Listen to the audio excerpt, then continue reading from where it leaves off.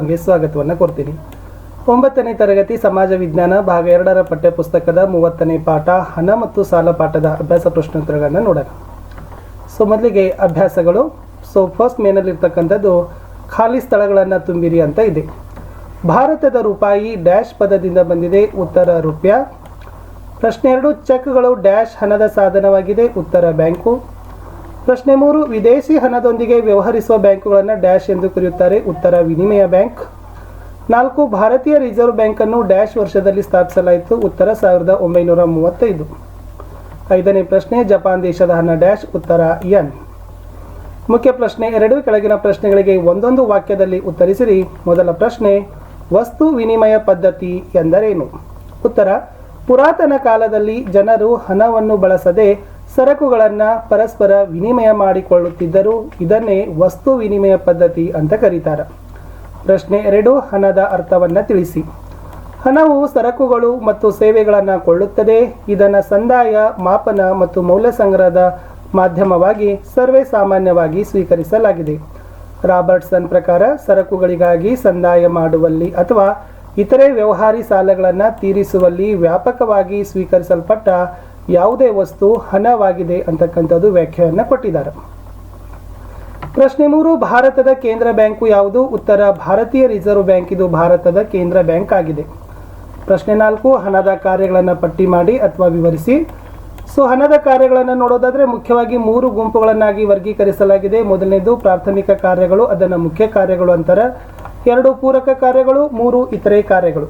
ಇಲ್ಲಿ ಪ್ರಾಥಮಿಕ ಅಥವಾ ಮುಖ್ಯ ಕಾರ್ಯಗಳನ್ನು ನೋಡೋಣ. ಅದರಲ್ಲಿ ಮೊದಲನೇದು ಬರೋದು ವಿನಿಮಯ ಮಾಧ್ಯಮ ಅಥವಾ ಸಂದಾಯದ ಸಾಧನ. ಸರಕುಗಳು ಮತ್ತು ಸೇವೆಗಳನ್ನು ಕೊಳ್ಳಲು ಮತ್ತು ಮಾರಲು ಹಣವನ್ನು ಮಧ್ಯವರ್ತಿ ಸಾಧನವನ್ನಾಗಿ ಉಪಯೋಗಿಸಲಾಗುತ್ತದೆ. ಮೌಲ್ಯಮಾಪನ. ಹಣವು ವಸ್ತು ವಿನಿಮಯ ಪದ್ಧತಿಯ ಅತಿ ದೊಡ್ಡ ಅನಾನುಕೂಲತೆಯನ್ನು ಹೋಗಲಾಡಿಸಿದೆ. ಇನ್ನು ಪೂರಕ ಕಾರ್ಯಗಳಲ್ಲಿ ಮೊದಲನೇದು ಬರ್ತದೆ ವಿಳಂಬಿತ ಸಂದಾಯದ ಪ್ರಮಾಣ. ಹಣವು ಭವಿಷ್ಯದ ಸಂದಾಯಗಳಿಗೂ ಸಹಾಯಕವಾಗಿದೆ. 2ನೇದು ಮೌಲ್ಯ ಸಂಗ್ರಹ ಅಥವಾ ಕೊಳ್ಳುವ ಶಕ್ತಿಯ ಸಂಗ್ರಹ. ವಸ್ತು ವಿನಿಮಯ ಪದ್ಧತಿ ಇದ್ದಾಗ ಉಳಿತಾಯ ಮಾಡಲು ಸಾಧ್ಯವಿರಲಿಲ್ಲ, ಏಕೆಂದರೆ ಕೆಲವು ಸರಕುಗಳನ್ನು ನಾಶ ಹೊಂದುತ್ತಿದ್ದವು. ಹಣ ಬಳಕೆಗೆ ಬಂದ ಮೇಲೆ ಅದು ನಾಶ ಹೊಂದದಿರುವುದರಿಂದ ಅದು ಭವಿಷ್ಯಕ್ಕಾಗಿ ಉಳಿತಾಯ ಮಾಡಲು ಸಹಾಯಕವಾಗಿದೆ. ಆದರೆ ಹಣದುಬ್ಬರದ ಪ್ರವೃತ್ತಿಗೆ ಅನುಗುಣವಾಗಿ ಹಣದ ಮೌಲ್ಯವು ಹೆಚ್ಚಬಹುದು ಅಥವಾ ಕಡಿಮೆಯಾಗಬಹುದು. ಉಳಿತಾಯದ ಹಣವನ್ನು ಬಂಡವಾಳ ಸಂಗ್ರಹಕ್ಕೆ ಬಳಕೆ ಮಾಡಲು ಸಾಧ್ಯವಿದೆ. ಇನ್ನು ಇತರೆ ಕಾರ್ಯಗಳಲ್ಲಿ ನೋಡೋದಾದ್ರೆ ಮೊದಲನೇದು ಬರ್ತದೆ ಸಾಲದ ತಳಹದಿ. ಹಣವು ಸಾಲದ ತಳಹದಿಯನ್ನು ರೂಪಿಸುತ್ತದೆ. ಚೆಕ್ ವ್ಯವಸ್ಥೆಯು ಬ್ಯಾಂಕುಗಳ ಸಾಲ ನಿರ್ಮಾಣಕ್ಕೆ ಅವಕಾಶ ಮಾಡಿಕೊಟ್ಟಿದೆ ಅಂತ ಬರಿಬೇಕು. ಬಿ, ಬಂಡವಾಳದ ಉತ್ಪಾದಕತೆಯ ಹೆಚ್ಚಳ. ಬಂಡವಾಳ ರೂಪದಲ್ಲಿರುವ ಹಣವನ್ನು ಹಲವಾರು ಉಪಯೋಗಗಳಲ್ಲಿ ತೊಡಗಿಸಲಾಗುತ್ತದೆ. ಹಣದ ದ್ರವ್ಯತೆಯ ಲಕ್ಷಣವು ಬಂಡವಾಳವನ್ನು ಕಡಿಮೆ ಉತ್ಪಾದಕತೆಯಿಂದ ಹೆಚ್ಚು ಉತ್ಪಾದಕತೆಯ ಬಳಕೆಗೆ ವರ್ಗಾಯಿಸಲು ಸಹಾಯಕವಾಗಿದೆ. 5ನೇ ಪ್ರಶ್ನೆ, ವಿವಿಧ ಬ್ಯಾಂಕುಗಳನ್ನು ಹೆಸರಿಸಿರಿ. ಬ್ಯಾಂಕ್ಗಳಲ್ಲಿ ವಿಧಗಳಿದ್ದಾವೆ.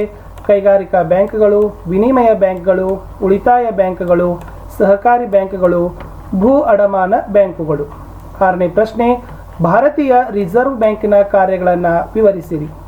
ಇಲ್ಲಿ ಭಾರತೀಯ ರಿಸರ್ವ್ ಬ್ಯಾಂಕಿನ ಕಾರ್ಯಗಳಲ್ಲಿ ಮೊದಲನೇದು ಬರ್ತದೆ ನೋಟು ಚಲಾವಣೆಯ ಏಕಸ್ವಾಮ್ಯ.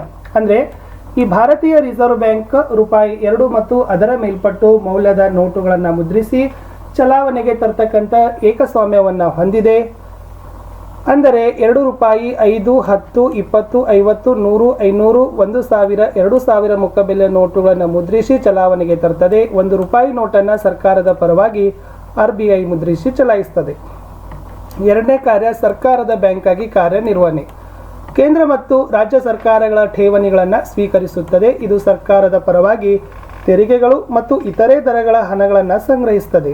ಇದು ನಿರ್ದಿಷ್ಟ ಸೂಚನೆಗಳ ಮೇರೆಗೆ ಸರ್ಕಾರದ ಪರವಾಗಿ ಸಾರ್ವಜನಿಕರಿಗೆ ಹಣ ಸಂದಾಯ ಮಾಡುತ್ತದೆ. RBI ಸರ್ಕಾರಿ ಸಾಲಪತ್ರಗಳು ಮತ್ತು ಖಜಾನೆ ಹುಂಡಿಗಳನ್ನು ಮಾರಾಟ ಮಾಡುತ್ತದೆ ಮತ್ತು ಸರ್ಕಾರಕ್ಕೆ ಹಣಕಾಸು ಸಲಹೆಗಾರನಾಗಿ ಕಾರ್ಯನಿರ್ವಹಿಸುತ್ತದೆ. 3ನೇದು ಬ್ಯಾಂಕುಗಳ ಬ್ಯಾಂಕು. ಅಂದರೆ ಬ್ಯಾಂಕುಗಳಾಗಿ RBI ಏನು ಮಾಡ್ತದಪ್ಪ ಅಂದರೆ ಕೆಲಸವನ್ನು ಮಾಡ್ತದೆ. ಇನ್ನು ರಾಷ್ಟ್ರೀಯ ಸಂದಾಯ ಕಚೇರಿಯಾಗಿ ಕಾರ್ಯನಿರ್ವಹಣೆ. ಅಂದರೆ ಈ ಬ್ಯಾಂಕುಗಳ ವ್ಯವಹಾರಗಳನ್ನು ಮಿತವ್ಯಯವಾಗಿ ಬಗೆಹರಿಸುವ ಸಲುವಾಗಿ ಸಂದಾಯ ಕಚೇರಿಯ ಸೌಲಭ್ಯವನ್ನು ಸಹಿತ ರಿಸರ್ವ್ ಬ್ಯಾಂಕ್ ಏನಾಗದಪ್ಪ ಅಂದ್ರೆ ಹೊಂದದ. 5, ಸಾಲದ ನಿಯಂತ್ರಕನಾಗಿ ಕಾರ್ಯನಿರ್ವಹಣೆ. ಅಂದರೆ ದೇಶದಲ್ಲಿ ಅಪೇಕ್ಷಿತ ಹಣಕಾಸು ಪರಿಸ್ಥಿತಿಗೆ ಅನುಗುಣವಾಗಿ ವಾಣಿಜ್ಯ ಬ್ಯಾಂಕುಗಳ ಸಾಲ ಸೃಷ್ಟಿಯನ್ನು ನಿಯಂತ್ರಣ ಮಾಡ್ತದೆ ಮತ್ತು ವಿಸ್ತರಣೆ ಮಾಡ್ತಕ್ಕಂಥ ಕೆಲಸವನ್ನು ಸಹಿತ ಭಾರತೀಯ ರಿಸರ್ವ್ ಬ್ಯಾಂಕ್ ಮಾಡ್ತದೆ. 6ನೇ ಪ್ರಶ್ನೆ, ವಿದೇಶಿ ವಿನಿಮಯ ಸಂಗ್ರಹದ ಮೇಲ್ವಿಚಾರಕ ಅಂದರೆ ವಿದೇಶಿ ವಿನಿಮಯ ಸಂಗ್ರಹದ ಮೇಲ್ವಿಚಾರಕವಾಗಿ ಸಹಿತ ಭಾರತೀಯ ರಿಸರ್ವ್ ಬ್ಯಾಂಕ್ ಕೆಲಸವನ್ನು ಮಾಡ್ತದೆ. 7ನೇದು, ಆರ್ಥಿಕ ಅಂಕಿ ಅಂಶಗಳು ಮತ್ತು ಇತರೆ ಮಾಹಿತಿಗಳನ್ನು ಪ್ರಕಟಿಸೋದು. ಇಲ್ಲಿ ಭಾರತೀಯ ರಿಸರ್ವ್ ಬ್ಯಾಂಕ್ ಇದು ಆರ್ಥಿಕ ಮತ್ತು ಹಣಕಾಸು ವಿಷಯಗಳಿಗೆ ಸಂಬಂಧಿಸಿದ ಅಂಕಿ ಅಂಶಗಳನ್ನು ಸಂಗ್ರಹಿಸ್ತದೆ ಮತ್ತು ಕಾಲಕಾಲಕ್ಕೆ ಪ್ರಕಟಣೆ ಮಾಡತಕ್ಕಂಥ ಹೊಣೆ ಸಹಿತ ಹೊತ್ತಿದೆ. 8ನೇ ಪ್ರಶ್ನೆ, ಬ್ಯಾಂಕಿಂಗ್ ಹವ್ಯಾಸದ ಅಭಿವೃದ್ಧಿ ಅಂದರೆ ಜನರಲ್ಲಿ ಬ್ಯಾಂಕಿನ ವ್ಯವಹಾರದ ಹವ್ಯಾಸವನ್ನು ಅಭಿವೃದ್ಧಿಗೊಳಿಸುವ ಮೂಲಕ ಉಳಿತಾಯವನ್ನು ಸಾಂಘೀಕರಣ ಮಾಡ್ತಕ್ಕಂಥ ಕೆಲಸವನ್ನು ಸಹಿತ ಭಾರತೀಯ ರಿಸರ್ವ್ ಬ್ಯಾಂಕ್ ಮಾಡ್ತದೆ. ಇನ್ನು ಕೃಷಿಗಾಗಿ ಸೌಲಭ್ಯಗಳು, ಕೃಷಿಗೆ ಪರೋಕ್ಷವಾಗಿ ಹಣಕಾಸು ಸೌಲಭ್ಯಗಳನ್ನು ಕ್ರಮಬದ್ಧವಾಗಿ ಒದಗಿಸೋದನ್ನು ಮುಂದುವರಿಸ್ತಕ್ಕಂಥ ಕೆಲಸ ಸಹಿತ ಭಾರತೀಯ ರಿಸರ್ವ್ ಬ್ಯಾಂಕ್ ಮಾಡ್ತದೆ. ಇಷ್ಟಿತ್ತು ಸ್ನೇಹಿತರೆ 9ನೇ ತರಗತಿ ಸಮಾಜ ವಿಜ್ಞಾನ ಭಾಗ 2ರ ಪಠ್ಯಪುಸ್ತಕ ಪರಿಷ್ಕೃತ 2023ರಲ್ಲಿ ವ್ಯವಹಾರ ಅಧ್ಯಯನದಲ್ಲಿರ್ತಕ್ಕಂಥ ಹಣ ಮತ್ತು ಸಾಲ ಪಾಠದ ಪ್ರಶ್ನೋತ್ತರಗಳನ್ನು ನಾನು ನಿಮಗೆ ಹೇಳಿಕೊಡ್ಲಿಕ್ಕೆ ಪ್ರಯತ್ನವನ್ನು ಮಾಡಿದ್ದೀನಿ. 9ನೇ ತರಗತಿಯ ಕನ್ನಡ, ಇಂಗ್ಲಿಷ್, ಹಿಂದಿ, ವಿಜ್ಞಾನ ಮತ್ತು ಸಮಾಜ ವಿಜ್ಞಾನದಲ್ಲಿನೂ ಕೂಡ ಎಲ್ಲ ಪಾಠಗಳ ಕ್ವಶನ್ ಆನ್ಸರ್ಗಳನ್ನು ಹಾಕಿದ್ದೀವಿ. ಲಿಂಕನ್ನು ವಿಡಿಯೋದ ಡಿಸ್ಕ್ರಿಪ್ಷನ್ ಬಾಕ್ಸ್ನಲ್ಲಿ ನಾನು ನಿಮಗೆ ಕೊಡ್ತೀನಿ, ಅವುಗಳನ್ನು ನೋಡಿ ಅಂತ ಹೇಳ್ತಾ ದಯಮಾಡಿ ವಿಡಿಯೋನ ತಾವೆಲ್ಲರೂ ಕೂಡ ಲೈಕ್ ಮಾಡಬೇಕು, ನಿಮ್ಮ ಫ್ರೆಂಡ್ ಸರ್ಕಲ್ಗೆ ಶೇರ್ ಮಾಡಿ. ಫಸ್ಟ್ ಟೈಮ್ ವಾಚ್ ಮಾಡ್ತಿದ್ರೆ ಸಬ್ಸ್ಕ್ರೈಬ್ ಜೊತೆಗೆ ಬೆಲ್ ಐಕಾನನ್ನು ಒತ್ತಲಿಕ್ಕೆ ಸಹಿತ ಮರೆಯದಿರಿ ಅಂತ ಹೇಳ್ತಾ ನನ್ನದೇ ವಾಟ್ಸಪ್ ಚಾನಲ್ ಅದ, ಟೆಲಿಗ್ರಾಮ್ ಗ್ರೂಪ್ ಅದ, ಅವುಗಳ ಲಿಂಕನ್ನು ಸಹಿತ ಕೊಟ್ಟಿದ್ದೀನಿ.